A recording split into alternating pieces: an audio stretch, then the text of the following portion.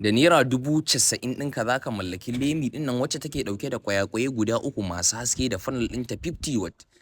Wannan solar kit ɗin yana da kyau, yana da inganci. Bari na zayyana ma abubuwan da ta ƙunsa. Tana ɗauke da fanka standing mai iska sosai da sosai. Sannan Lemi ɗin nan tana ɗauke da gurin USB wanda za ka yi amfani da shi kai cajin wayarka lafiya lau. Sannan tana ɗauke da waya ta funnel wacce za ta sauko ma da wutar funnel izuwa ga batiri.